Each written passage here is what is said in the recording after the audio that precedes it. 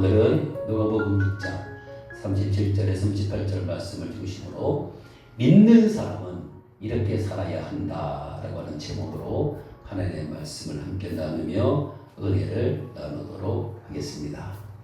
다 아시는 것처럼 우리는 하나님을 믿는 사람들입니다. 아멘입니까? 네. 이 말은 우리가 하나님 나라의 백성이 되었다라고 하는 뜻이 되는 것입니다. 비록 몸은 이렇게 대한민국 국민으로 이 땅에서 살아가지만 진짜 우리의 심의권은 하나님 나라에 있습니다. 믿습니까? 믿습니까? 몸과 영혼은 다른 것입니다. 몸은 즉 유한한 이 몸은 대한민국 국민으로서 이 땅에서 살다가 언젠가 이 땅을 떠날 것입니다. 그리고 우리가 영원히 살 나라는 대한민국이 아니라 바로 하나님의 나라, 바로 그곳에서 우리는 영원히 살게 될 것입니다. 이곳에서의 삶은 단지 뭐예요? 나그네의 삶에 불과한 것입니다. 잠깐 왔다가 다른 곳으로 떠나가는 나그네, 바로 우리의 삶이 그런 삶이다라고 하는 것들을 여러분들 꼭 기억하시기를 바랍니다. 그러므로 우리는요, 이 땅에서도 하나님 나라 백성으로서 하나님 나라 백성답게 살아야 합니다. 우리가 대한민국 국민으로 그에 합당한 윤리의식을 가지고 살아야 하는 것처럼 하나님 나라 백성이니까 하나님 나라 백성으로서 그에 합당한 윤리의식을 가지고 있어야 할 줄로 믿습니다. 너무 당연한 거잖아요. 그렇지 않습니까? 우리가 대한민국 국민이면 대한민국 국민으로서 꼭 지켜야 될 윤리의식이 있잖아요. 그거 지켜야 됩니다. 그거 안 지키면 어떻게 되는 거죠? 감옥에 갑니다. 제재를 받습니다. 마찬가지입니다. 우리는 하나님 나라 백성입니다. 그렇다면 하나님 나라 백성으로서 우리가 지켜야 될 윤리의식이 있잖아요. 그걸 지켜야 하나님이 기뻐하시고 그걸 지켜야 하나님이 주시는 복을 받을 수가 있습니다. 아멘. 그래서 이 윤리의식이 참으로 중요하다라고 하는 것입니다. 그런 의미에서 예수님이 전하신 산상수훈이라 불리는 말씀을 통해서 하나님 나라의 백성으로서 우리가 어떤 윤리의식을 가지고 살아야 할지를 지금 우리가 알아보고 있습니다. 지난주에 4가지를 봤고요. 오늘은 더해서 3가지를 좀 더 보고자 합니다. 여러분들 다른 거 없어요? 이렇게 사시면 돼요. 우리가 예수를 믿는 사람으로서 앞으로 말씀드리는 이런 방식으로 이러한 윤리의식을 가지고 살아간다고 한다면 여러분 하나님께 칭찬받으실 겁니다. 그리고 복도 충만히 받게 될 것입니다. 오늘 3가지 잘 기억하시기를 바랍니다. 첫째로 우리가 하나님 나라 백성으로서 어떤 의식을 가지고 살아야 될까요? 첫째로 남을 비판하거나 정죄하지 않는 삶을 살아야 합니다. 37절 말씀을 보십시오. 비판하지 말라. 그리하면 너희가 비판을 받지 않을 것이요. 정죄하지 말라. 그리하면 너희가 정죄를 받지 않을 것이요. 여기까지. 여러분들은 다른 사람을 비판하거나 정죄하는 것에 대해서 어떻게 생각하십니까? 어떻게 생각하십니까? 사실 비판이나 정죄는 아무 때나 하는 게 아니잖아요. 누군가 잘못된 일을 했을 때 우리가 보통 비판도 하고 정죄도 하지 않습니까? 그렇기 때문에 어떤 분들은 그렇게 말합니다. 비판할 수 있다. 정죄할 수 있다. 이렇게 말하는 분들도 있습니다. 왜? 저 사람이 잘못했으니까. 저 사람이 실수를 했으니까 당연히 그것에 대해서 비판하고 죄를 졌으니까 그거에 대해서 정죄하는 것이 뭐가 문제냐라고 말하는 분들이 있습니다. 여러분 그러나 우리는 하나님 나라 백성들입니다. 주님은 말씀하십니다. 비판하지 말라. 정죄하지 말라 하십니다. 그렇다면 여러분 예수님께서 이렇듯 비판하거나 정죄하지 말라 하신 이유가 뭘까요? 단순히 그렇게 하는 것은 나쁜 일이니까 너희들 그렇게 하지 말라 이런 뜻일까요? 여러분 아닙니다. 진짜 중요한 이유가 있습니다. 우리가 비판하지 말아야 되고 정죄하지 말아야 되는 이유는 뭐냐면요. 여러분 꼭 기억하시기 바랍니다. 사람에 대한 판단과 심판은요. 오직 하나님만이 하실 수 있기 때문에 그렇습니다. 하나님은 피조물인 인간에게 사람을 판단하거나 정죄할 수 있는 권한을 주시지 않았습니다. 지난주에 말씀드렸죠? 하나님은 사람에게 저주권을 주시지 않았습니다. 축복권만을 주셨습니다. 그래서 우리는 저주하면 안 됩니다. 그래서 우리는 늘 축복해야 되는 것처럼 하나님은 우리에게 다른 사람을 판단하고 정죄하고 심판하는 권한을 주시지 않았다라고 하는 것입니다.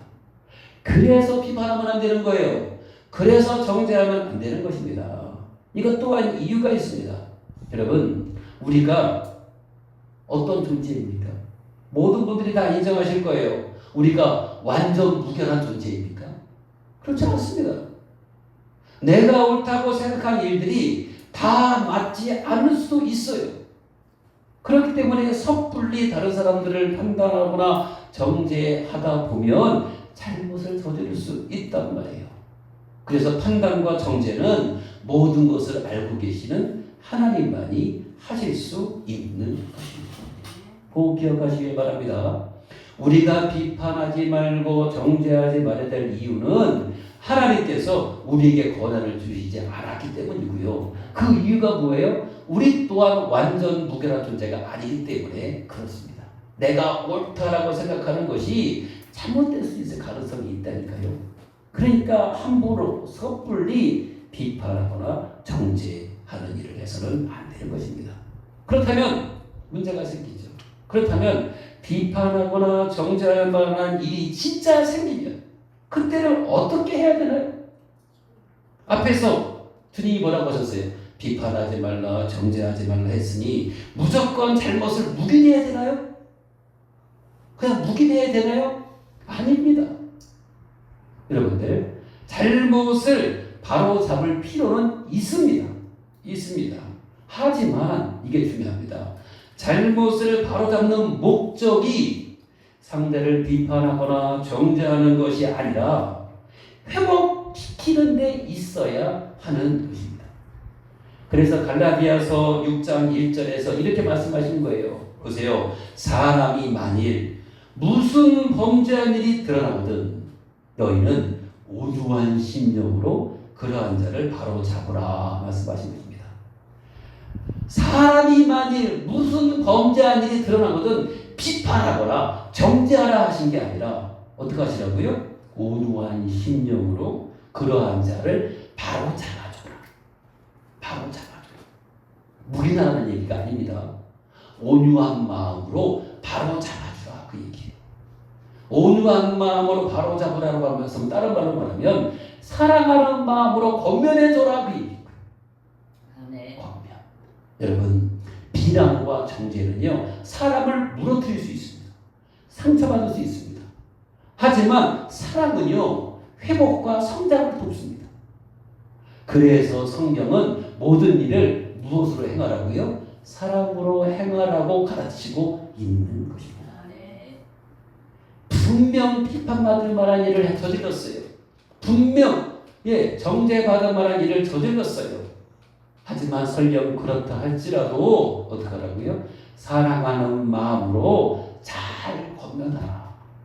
상처받지 않도록, 낭망하지 않도록 잘 권면하라라고 하는 것이 우리 예수님의 가르침이 되는 것입니다. 이렇듯 사랑으로 권면할 때 비난이나 정죄하는 것보다 더 좋은 결과가 나타나게 되는 것입니다. 할렐루야. 우리 모두 여러분들 서로를 사랑으로 격려하며 삽시다. 나도 비판받거나 정죄받을 수 있는 일을 할 수 있는 사람이라고 하는 것을 기억하면서 오히려 그 사람을 통해서 나 자신의 허물과 약점을 돌아보고 고치는 기회로 사용할 수 있기를 바랍니다. 이런 모습이야말로 정말 하나님 나라 백성답게 살아가는 모습인 줄로 믿습니다. 여러분들 꼭 기억하세요. 묵인하라는 게 아니에요. 그렇죠? 사랑하는 마음으로 잘 권면해서 그 사람을 바로 잘 세워주는 것이 바로 목적이 되어야 된다라고 하는 것입니다. 우리 모두가 다 사랑하는 마음으로 권면을 잘하는 그런 사람들 될 수 있기를 예수님의 이름으로 축원합니다. 두 번째입니다. 우리가 하나님 나라 백성인데요. 하나님 나라 백성으로서 우리가 어떻게 살아야 할까요? 두 번째입니다. 용서하는 삶을 살아야 합니다. 여러분 37절 후반절 말씀 보세요. 뒤에 용서하라 그리하면 너희가 용서를 받을 것이요. 아멘. 지난주에 우리가 봤던 말씀 중에 원수를 사랑하라라고 하는 말씀을 봤습니다. 여러분 원수를 사랑하는 것만큼이나 어려운 일이 바로 용서하는 일입니다. 그러나 여러분 우리는 하나님 나라 백성이니 어려워도 힘들어도 용서하는 삶을 살아야 할 줄로 믿습니다. 우리가 용서를 삶에서 실천하고자 할 때 꼭 봐야 하는 말씀이 있어요. 그게 바로 마태복음 18장 21절에서 22절 말씀입니다. 예수님은 제자들에게 용서를 어떻게 해야 되는지에 대해서 이렇게 가르쳐 주셨습니다. 성경 말씀 보세요. 그때에 베드로가 나와 이르되 주여 형제가 내게 죄를 범하면 몇 번이나 용서하여 주리이까? 7번까지 하오리까? 예수께서 이르시되 내게 이르노니 7번뿐만 아니라 7번을 70번까지라도 할지니라. 아멘. 예수님은요 용서를 7번을 70번씩이라도 하라 하십니다. 여러분 이 말씀을 수를 세워가면서 그 수가 차기까지 용서하라는 뜻으로 이해하시면 안 됩니다. 성경 말씀에 7번을 70번까지 용서하라고 했으니까 요 수만큼만 용서해야지 이렇게 생각하지 마시라 그 얘기예요. 성경에서 숫자는 굉장히 중요한 의미가 있습니다. 특히 7이라고 하는 숫자잖아요. 7 이건요 완전수입니다. 완전수라는 의미가 있어요. 그러니까 7번씩 70번까지 용서하라는 뜻은 뭐냐면 끝까지 용서하는 뜻이에요. 끝까지. 죽을 때까지. 세상이 없어질 때까지 용서하라는 의미를 가지고 있는 것입니다. 그렇다고 또 여기서 의문이 생기잖아요. 그렇다면 주님께서 왜 이렇듯 용서를 강조하신 것일까요? 7번씩 70번씩이라도 용서하라. 아니 왜 주님께서 이렇게 용서를 강조하신 걸까요? 그 이유는요 여러분 우리 자신에게서 찾을 수 있습니다. 우리들 솔직히 여러분 얼마나 허물 많은 사람들입니까? 저 목사잖아요. 목사인 저도 얼마나 허물이 많은 사람인지 모릅니다. 그런데 여러분 이런 우리들을 하나님께서 어떻게 하셨습니까? 은혜로 그 모든 허물들을 다 용서해 주셨습니다. 우리가 하나님 나라 백성 된 것이 우리가 의로워서 죄를 짓지 않아서 여러분 천국 백성 된 줄 아세요? 아닙니다. 우리는 지금 이 순간에도 죄를 짓고 살고 있잖아요. 교회 나온다고 해서 죄를 안 짓습니까? 교회 나오면서도 죄를 짓고 있단 말이에요. 그런데도 하나님께서 어떻게 하셨어요? 우리를 값없이 그 모든 죄를 다 용서해 주셔서 하나님 나라의 백성 되게 하셨잖아요. 그래서 우리가 끝까지 용서해야 되는 이유가 바로 여기에 있는 것입니다. 내가 주님으로부터 말로 다 할 수 없는 큰 은혜를 덧입어 내가 지은 모든 죄 다 용서함 받았으니 이제 우리도 하나님 나라 백성이 됐으니 다른 사람들을 어떻게 돼요? 그렇게 용서해야 된다. 그 얘기인 거예요. 우리 자신에게서 용서의 이유를 발견할 수 있는 것입니다. 여러분 그렇지 않습니까?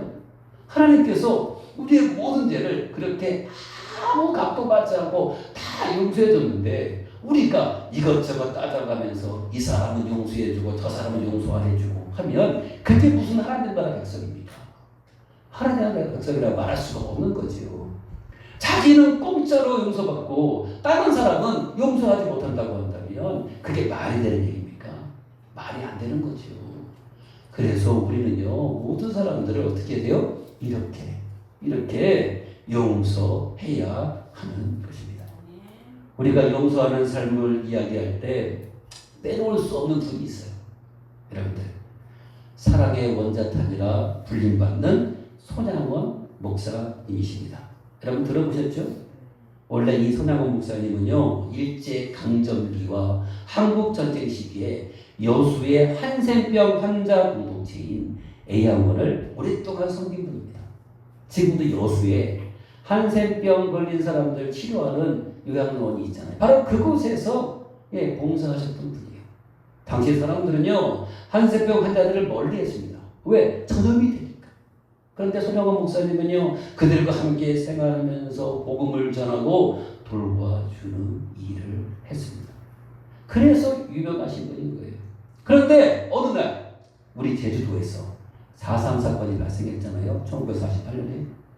그때 정부가 4.3을 진압하기 위해서 여러분 군대를 파견하려 했는데요. 그때 일부 군인들이 동족을 탄압할 수 없다는 이유로 출동 명령을 거부하는 일이 여수에서 일어났습니다. 명령을 거부한 군인들은요, 여수와 순천에서 좌익 세력과 연합해가지고요, 저항을 했습니다. 이에 정부군은요, 대규모 진압 작전을 실시했고요. 진압 과정에서 많은 민간인들이 희생을 당하고 말았습니다. 우리 4.3처럼 여수와 순천에서도 많은 민간인들이 피해를 봤습니다. 바로 손양원 목사님의 두 아들 손동인과 손동신 역시 이때 좌익 세력에 의해서 희생을 당하고 말았습니다. 손양원 목사님이 갑자기 이 두 아들을 다 잃고 말았던 거죠. 그런데 이 손양원 목사님은요, 두 아들을 죽인 이 청년을 증오하기보다는 용서했습니다. 더 나아가 그 청년이 사형당하지 않도록 탕원서를 제출했고요. 추록한 이후에는 그 청년을 양아들로 삼아 끝까지 돌봐주기까지 했습니다. 그래서 손양원 목사님을 사랑의 원자탄, 용서하면 가장 대표적인 인물로 꼽는 이유가 바로 여기에 있는 것입니다. 여러분, 손양원 목사님이 이렇게까지 할 수 있었던 이유가 뭘까요? 그분이 인격이 고매하고 다른 사람들이 가지고 있는 그런 사랑이 있어서 그런 것일까요? 아닙니다. 그분은 말씀에 순종하는 분이에요. 목사잖아요. 말씀에 순종하는 분이에요. 예수님께서 말씀하셨잖아요. 원수를 사랑하라. 오늘 말씀처럼 용서하라 그랬잖아요. 이 예수님 말씀에 순종해서 바로 그분이 그렇게 한 것입니다. 우리 또한 여러분들 손양원 목사님처럼 말씀을 따라 용서하는 삶을 살아야 할 줄로 믿습니다. 내 의지로 용서하자는 게 아니에요. 우리는 말씀을 따라 사는 사람들이잖아요. 그러니 말씀에 순종한다는 마음으로 여러분 다른 사람들의 허물까지 다 용서하고 품어줄 수 있어야 되는 것입니다. 여러분 기억하실 것이 있어요. 여러분 용서는요, 잘못한 것을 그냥 묵인하기 위해서 하는 것이 아닙니다. 오히려 미움과 복수심에 계속 묶여있지 않기 위해서 우리가 하는 것이 바로 용서인 것입니다. 그럼 여러분 본질을 잘 헤아리세요. 용서하는 마음은요, 사실은 상대방을 위한 게 아니에요. 그렇죠? 사실은 나 자신을 위한 일입니다. 왜? 내가 용서하지 않으면 그 사람을 마음에 두고 계속해서 미워하는 마음을 품고 살 거 아니에요. 복수심에 활활 타오를 거 아니에요. 그러니 여러분 마음이 건강하겠습니까? 건강하지 않잖아요. 근데 예수의 말씀을 따라서 그 사람을 진짜 용서하잖아요. 그 마음이 어떻게 합니까? 홀가분해지잖아요. 마음에 평안이 임하지 않습니까? 그 사람이 어떤 상관없이 내 마음만큼은 주님이 주시는 평안으로 충만해질 것 아니겠습니까? 그래서 그 사람을 위해서 용서하는 게 아니라 나 자신을 위해서 바로 용서하는 삶을 살아야 하는 것입니다. 여기 계신 모든 분들 용서를 실천하는 하나님의 나라 백성 되시기를 예수님의 이름으로 축원합니다. 축원합니다. 세 번째입니다. 자, 우리는 하나님 나라 백성입니다. 하나님 나라 백성으로서 우리가 어떠한 윤리의식을 가지고 살아야 될까요? 세 번째는요, 바로 주는 삶, 즉 나누고 베푸는 삶을 살아야 합니다. 38절 말씀 보세요. 주라, 그리하면 너희에게 줄 것이니 곧 후이되어 누르고 흔들어 넘치도록 하여 너희에게 안겨주리라. 아멘. 성경은 우리에게 주라 하십니다. 여러분, 주라는 말은 뭐예요? 내가 가진 것을 나누고 베푸는 것을 의미합니다. 우리가 여러분 이렇게 해야 하는 이유가 있습니다. 여러분도 다 이유가 있어요. 우리가 왜 내가 가진 것을 왜 나누고 베풀어야 될까요? 이유가 있어요. 이유가 있어요. 뭐 돈이 많아서 베풀라는 게 아니에요. 그 이유가 바로 뭐냐면요. 첫 번째는요. 우리 하나님께서 이런 삶을 직접 보여주셨기 때문입니다. 여러분, 하나님은요 우리에게 주기만 하신 분이에요. 생명 주셨죠. 구원 주셨죠. 은혜 주셨죠. 온갖 좋은 것들을 다 값없이 주셨습니다. 하나님이 주시지 않은 것이 이 세상에는요 단 하나도 없습니다. 내가 가지고 있는 그 모든 것들이 다 뭐예요? 하나님이 다 주신 것들이에요. 하나님은 아낌없이 베풀어 주시는 분이시다 그 얘기입니다. 그러니 우리도 어떻게 해야 돼요? 하나님처럼 주는 삶을 살아야 되는 거예요. 하나님만 그런 줄 아세요? 예수님도 마찬가지입니다. 마가복음 10장 45절에서 예수님 이렇게 말씀하셨습니다. 인자가 온 것은 섬김을 받으려 함이 아니라 도리어 섬기려 하고 자기 목숨을 많은 사람의 대속물로 주려 함이라. 아멘. 보십시오. 예수님도 받으러 오신 것이 아니라 주러 오셨다 말씀하잖아요. 우리를 위해서 자기 생명까지 주신 분이 바로 예수님이십니다. 할렐루야. 네. 여러분, 그러니 우리들도 어떻게 해야 돼요? 하나님과 예수님을 본받아서 주는 삶을 살아야 마땅한 것입니다. 우리가 하나님 나라 백성이잖아요. 그러니 하나님을 본받아야죠. 예수님을 본받아야죠. 근데 이 두 분이 어떤 분이었어요? 주기만 하신 분이셨어요. 주기만. 그러니 우리도 어떻게 해야 됩니까? 줘야 되는 거예요.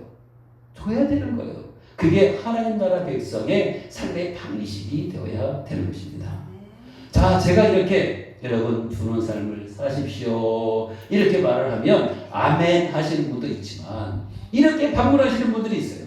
아니, 주면 손해 아닙니까? 아니, 내가 가지고 있는 것을 다른 사람한테 주면 이거 손해 아니에요? 손해? 손해? 이런 말 하시면서 손해 볼까봐 주지 못하시는 분들이 있습니다. 분명히 있습니다. 여기에는 그런 분이 없으리라 이렇게 믿는데요. 여러분들 이런 분들 걱정하지 마시기를 바랍니다. 주는 것이 받는 것보다 복이 있습니다. 아멘. 주는 것이 받는 것보다 복이 있습니다. 멋진 말 아닙니까? 여러분, 이 말은 제가 만들어낸 말이 아니에요. 이 말 누가 하신 줄 아세요? 예수님께서 하신 말씀입니다. 여러분, 이 말의 뜻이 뭐냐면 다른 사람에게 베풀고 나누어주는 삶이 더 큰 행복과 축복을 가져다 준다는 뜻이 되는 것입니다. 성경은 분명히 말하잖아요. 주라 그리하면 너희에게 주리라 그러잖아요. 성경이 주라 그리하면 너희가 손해를 보리라 말씀하시는 게 아니라 주라 그리하면 너희에게 주리라. 누가 준다는 거예요?